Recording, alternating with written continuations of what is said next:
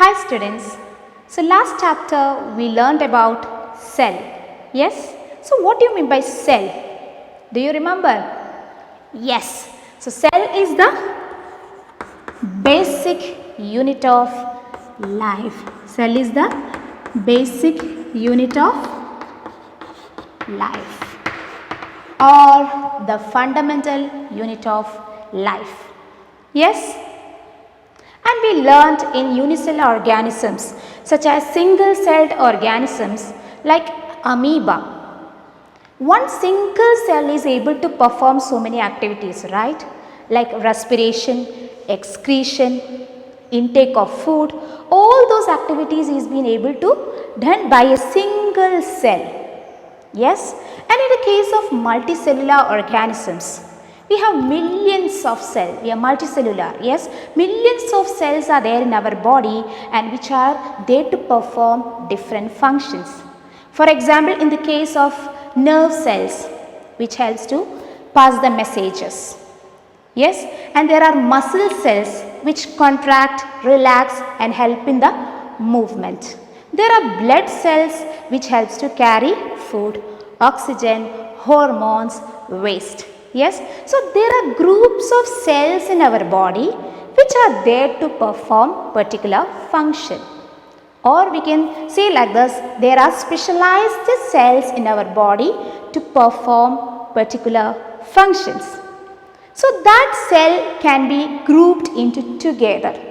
So those cells which are there to perform a particular function can be grouped into together. And that means a cluster of cells. That means a cluster of cells. That means a group of cells. That is known as what? Tissue.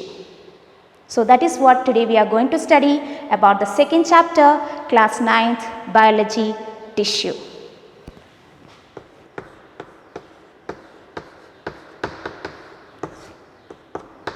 Okay, so what do you mean by tissue?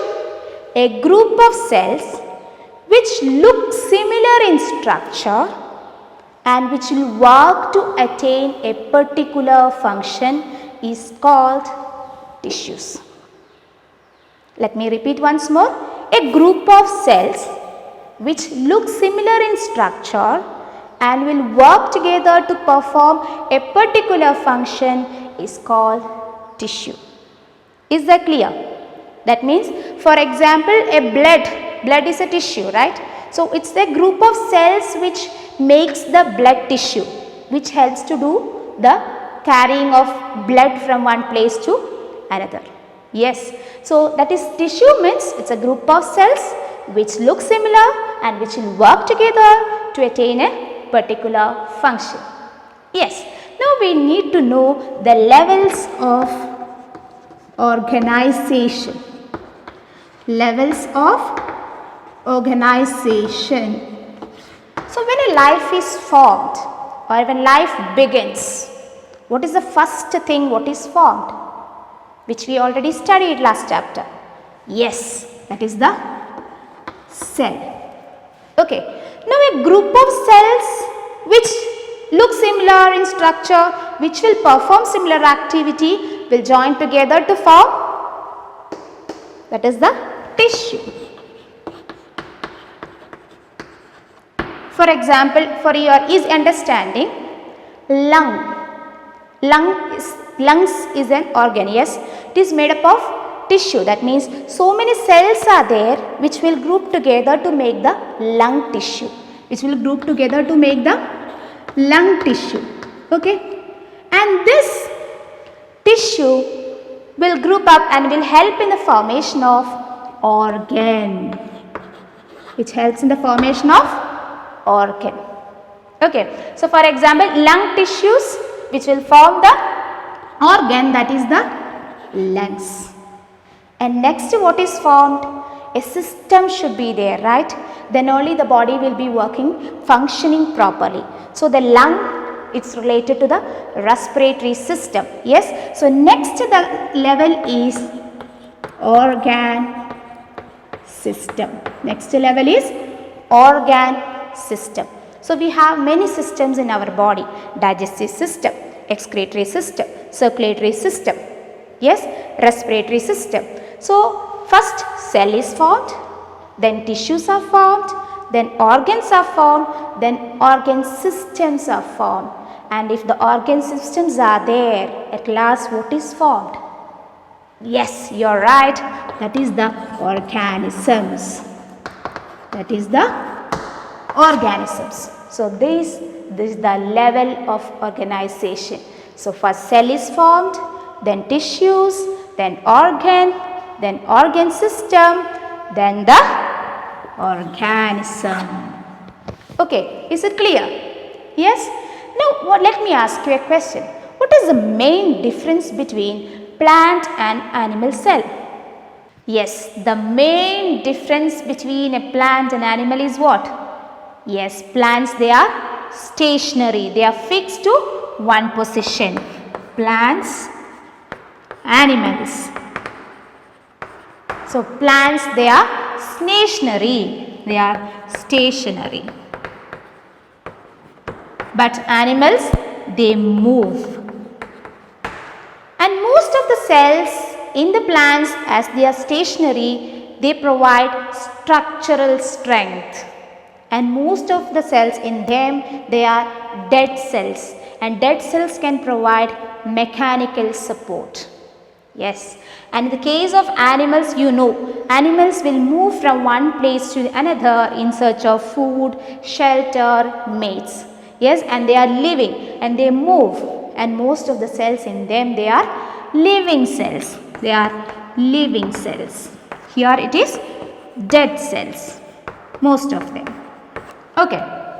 Now, based on the growth pattern also, the plants and animals differ each other.